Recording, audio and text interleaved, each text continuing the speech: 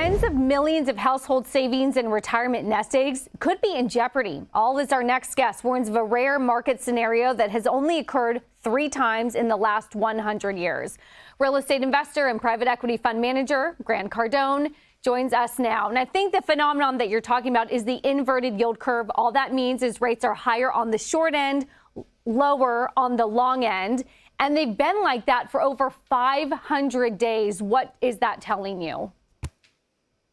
It's happened 3 times, Jackie, in history, and all 3 times back in 21, back in, what are the 3 dates here? Probably 29. They were devastating. Yeah, exactly. And they were devastating with over 50% pullbacks in the S&P 500, with people losing over 50% in their retirement accounts. There's $38 trillion today sitting in retirement accounts that benefit State Street and Vanguard and Charles Schwab and these trillion dollar basically institutions.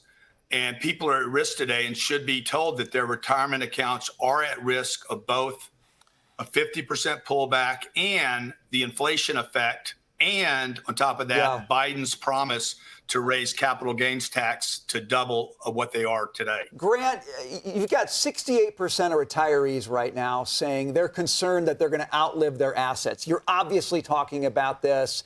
You're calling for a huge pullback in the market. But even if you don't get that, Grant, how do you help retirees think about alleviating their concerns that they're not going to have enough to retire on for the duration?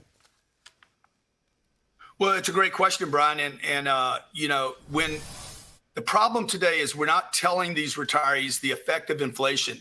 In just the last 4 years, the purchasing power, the effect on inflation, the purchasing power on their retirement account, let's say they had $200,000, the invisible tax on that is $50,000 of that $200,000. In addition to that, look, it appears to me that the IRS benefits, Wall Street benefits, and the IRS benefits by delaying a tax bill till, let's say, 10 years from now or 15 years from now, when we all know taxes will be higher. Mm-hmm. If that happened just on $200,000 in a retirement account, which is about double what the average retiree has, you're talking about another $50,000 in taxes, and another $50,000, possibly $75,000 over 10 years of the effect of the purchasing power, the effect of inflation on the purchasing power.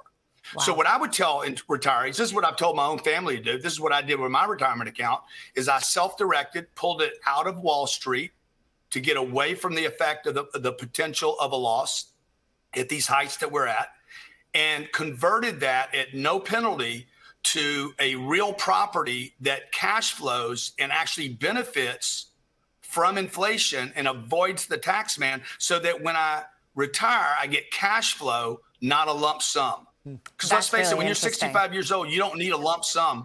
You need cash flow. Absolutely. Really interesting and innovative. Grant, I also want to ask you about the housing market now that you brought up properties, because you're saying that we won't see a change in the situation that we're in, sort of this stalemate position, until rates go below 4%. But with inflation high, I imagine that could be some time.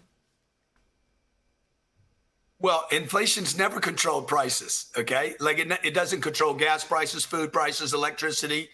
It's completely a farce. Like, Jerome Powell has not done anything to control the cost of wages, insurance, housing, healthcare, food, electricity, gas, nothing, zero. This is a failed attempt. It's botched. Paul Volcker back in the 80s took 11 years to supposedly control inflation. If your business doesn't make it for 11 years, you didn't make it. That's not success. Well said. Grant, thanks so much for your time and perspective here.